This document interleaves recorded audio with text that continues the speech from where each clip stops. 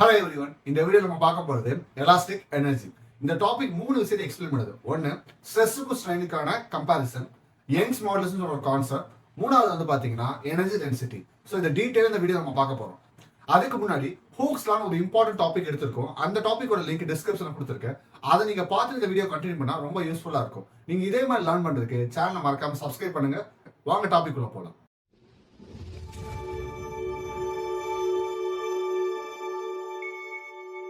Students, first elastic எனர்ஜியோட definition என்னன்னு பார்க்கலாம். இப்போ ஒரு ரப்பர் பேண்ட் எடுத்து, இது ஒரு எலாஸ்டிக் ஆப்ஜெக்ட். அதுல நான் ஸ்ட்ரெஸ் ஃபோர்ஸ் கொடுக்கும்போது என்னாச்சு, அது எக்ஸ்பேண்ட் ஆச்சா.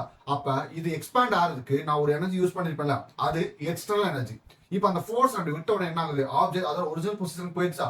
அப்போ இந்த ரப்பர் பேண்ட் ஒரு எனர்ஜி யூஸ் பண்ணிருக்கும் அதோட ஒரிஜினல் பொசிஷன் போறதுக்கு. அதுதான் இன்டர்னல் எனர்ஜி. அதுக்கு பேர் தான் எலாஸ்டிக் எனர்ஜி. அப்ப எலாஸ்டிக் எனர்ஜினா ஒரு எலாஸ்டிக் ஆப்ஜெக்ட் அதோட ஒரிஜினல் பொசிஷன் திருப்பி போறதுக்கு யூஸ் பண்ற எனர்ஜி தான் எலாஸ்டிக் எனர்ஜி.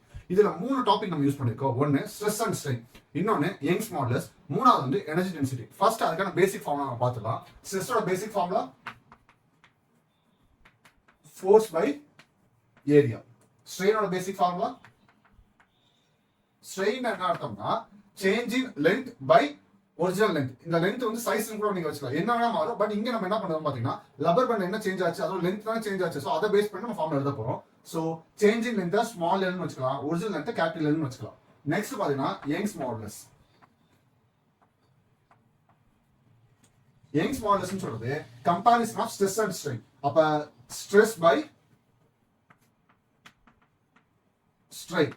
ஓகேங்களா? இப்போ இதுல இந்த வேல்யூ சப்ஸ்டிட் பண்ணுங்க.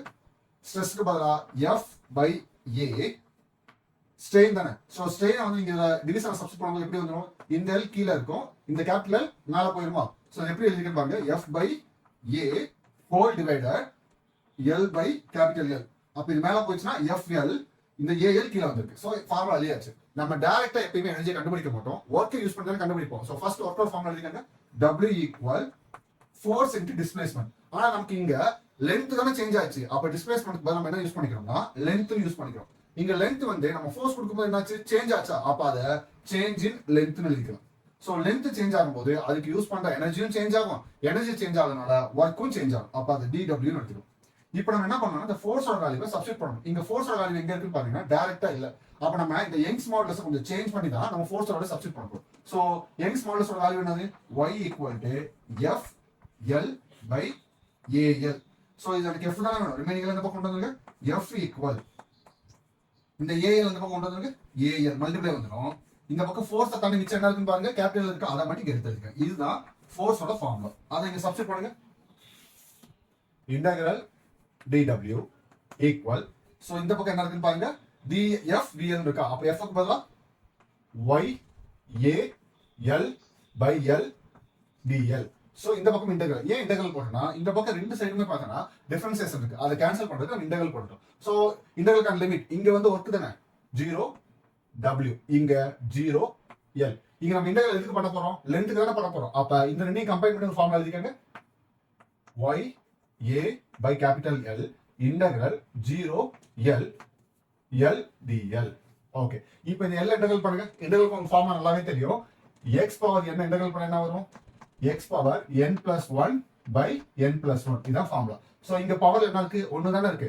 அப்ப 1 இன்டெகிரல் பண்ணா என்ன ஆயிரும், 1 plus 1 2 ஆயிரும். அப்ப அதே 2 தான் கீழ வரும். சோ எழுதிக்கங்க, y a by L L square by 2. Limits என்னது, L 0. சோ அப்ப இந்த பக்கமும் பாத்தீங்கன்னா நீங்க W இன்டெகிரல் பண்ணா ஆயிரும், W இந்த D இந்த இன்டெகிரல் கேன்சல் W ன்னு வந்துரும். So W equal y a by L, இங்க 2 தான இருக்கு, அது 2 இங்க எழுதிக்கங்க. ரிமைனிங் என்ன இருக்கு, L ஸ்கொயர். சோ திருப்பி நீங்க L சப்ஸ்டிட் பண்ணா அதே வேல்யூ தான் வரும். இந்த ஈக்குவேஷனை நம்மளோட கன்வெர்ட் கொஞ்சம் சேஞ்ச் பண்ணி எழுதிக்கலாம், y a by 2L. இந்த L ஸ்கொயர் ரெண்டா பிரிச்சிருங்க, L into L ன்னு எழுதியாச்சு. இத கொஞ்சம் ஆர்டர் சேஞ்ச் பண்ணி பார்ப்போம், 1 by 2 இத மட்டும் எழுதுங்க, y a l by l multiply l. இதுக்கு என்ன மீனிங் நம்ம ஆல்ரெடி கண்டுபிடிச்சிருக்கோம், f ன்னு கண்டுபிடிச்சிருக்கோமா. அதை இங்க சப்ஸ்டிட் பண்ணுங்க. அப்ப என்ன வந்துரும், half f l. ஒர்க்கோட ஈக்குவேஷன் கண்டுபிடிச்சிட்டோம், half f l ன்னு. ஆனா நம்ம கண்டுபிடிக்க வேண்டியது பாத்தீங்கன்னா எலாஸ்டிக் எனர்ஜி. நான் முன்னாடியே சொன்ன மாதிரி எனர்ஜிக்கு டைரக்டா நம்ம கண்டுபிடிக்க முடியாதனால ஒர்க்கை யூஸ் பண்ணோம். இப்போ நமக்கு ஆன்சர் கண்டுபிடிச்சோமா, அப்ப இத எனர்ஜி நம்ம கன்வெர்ட் பண்ணிக்கணும். சோ இங்க நான் எழுத போற எனர்ஜியோட சிம்பல் கேபிட்டல் U. இந்த கேபிட்டல் U என்ன சொல்றது, எலாஸ்டிக் எனர்ஜி. இன்னொரு பேர் என்னன்னு பாத்தீங்கன்னா elastic potential energy. So elastic எனர்ஜினாலும் எலாஸ்டிக் பொட்டன்ஷியல் எனர்ஜினாலும் ஒண்ணுதான். இப்போ நம்ம கண்டுபிடிச்சது ஒரு லப்பர் பேண்ட்ல இருக்க ஒரு பாயிண்ட்ல இருக்க எனர்ஜி நம்ம கண்டுபிடிச்சிட்டோம். ஆனா எனக்கு அந்த லப்பர் பேண்ட் மொத்த எனர்ஜி வேணும். அப்ப அதுக்கு என்ன யூஸ் பண்ணலாம்னு பாத்தீங்கன்னா எனர்ஜி டென்சிட்டி. அப்ப எனர்ஜி டென்சிட்டி சிம்பிள் பாத்தீங்கன்னா small u. So energy density small u equal to elastic potential energy by volume. So elastic potential energy ஓட ஃபார்முலா என்னது, half f l. வால்யூம் எப்படி பிரிச்சிருக்கலாம், ஏரியா இன்டு லென்த். இது எப்படி வந்துச்சு பாத்தீங்கன்னா வால்யூம் யூனிட் என்னது, மீட்டர் கியூப். இந்த மீட்டருக்கு எப்படி பிரிச்சிருக்கலாம், மீட்டர் ஸ்கொயர் இன்டு மீட்டர் எழுதலாமா. மீட்டர் ஸ்கொயர் ஏதோ யூனிட், ஏரியாவோட யூனிட். மீட்டர் ஏதோ யூனிட், லென்த். அதுதான் இங்க சப்ஸ்டிட்யூட் பண்ணிருக்கோம். இப்போ இந்த ஈக்குவேஷன் கொஞ்சம் மாடிஃபை பண்ணி எழுதலாமா. half f ஏன் ஒண்ணு எழுதுங்க, f by a. l இந்த l எழுதுங்க, small l by capital L.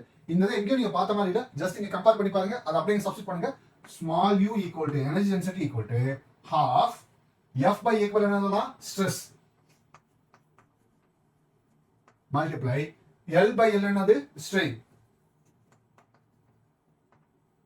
so energy density formula கண்டுபிடிச்சாச்சு. இந்த டெரிவேஷன்ல நீங்க பண்ற காமன் மிஸ்டேக்ஸ் பார்க்கலாம். ஃபர்ஸ்ட் மிஸ்டேக் இந்த ஸ்ட்ரெயின்ல தான் பண்ணுவீங்க. நிறைய பேர் இந்த ஸ்மால் எல்லாம் கீழே போட்டு கேபிட்டல் எல்லாம் மேல போட்டுருவாங்க. சோ ஆன்சரே பாத்தீங்கன்னா உங்களுக்கு ஃபுல்லா கன்ஃபியூஸ் ஆயிடும். சோ இந்த இடத்துல நல்லா ஞாபகம் வச்சுக்கோங்க, original length capital L, change ஆகிற லென்த் ஸ்மால் எல். இதை ஞாபகம் வச்சுக்கோங்க. செகண்ட் மிஸ்டேக், இந்த ஃபோர்ஸோட வேல்யூ நீங்க சப்ஸ்டிட்யூட் பண்ணணும். நிறைய பேர் இதை சப்ஸ்டிட்யூட் பண்ணாம எல்லாம் மட்டும் யூஸ் பண்ணி அப்படியே டிஃபரன்ஷியேட்டா இன்டெகிரல் பண்ணி போயிட்டே இருப்பாங்க. உங்களுக்கு அந்த இடத்துல போய் ஆன்சர் ஸ்டாப் ஆயிடும். மூணாவது மிஸ்டேக் வந்து பாத்தீங்கன்னா இந்த வேல்யூ சப்ஸ்டிட்யூட் பண்ணும்போது எலாஸ்டிக் பொட்டன்ஷியல் எனர்ஜி நீங்க வேல்யூ நீங்க சப்ஸ்டிட்யூட் பண்ணும்போது வால்யூமுக்கு ஏஎல் நீங்க சப்ஸ்டிட்யூட் பண்ணும்போது ரொம்ப கேர்ஃபுல்லா பண்ணுங்க. நிறைய பேர் வால்யூமுக்கு என்ன வேல்யூ சப்ஸ்டிட்யூட் பண்ணாலும் தெரியாம இந்த இடத்துல ஸ்டாப் ஆயிடுவாங்க. இந்த மூணு மிஸ்டேக் நீங்க பண்ணலாம். டெரிவேஷன் ஈஸியா கூட ஃபுல் மார்க் எடுக்க முடியும். டெரிவேஷன் உங்களுக்கு நல்லா புரிஞ்சிருக்கு நம்புறேன். இதே மாதிரி நீங்க லேர்ன் பண்றதுக்கு சேனலை சப்ஸ்கிரைப் பண்ணுங்க, உங்க ஃப்ரெண்ட்ஸுக்கும் ஷேர் பண்ணுங்க. Have a nice day.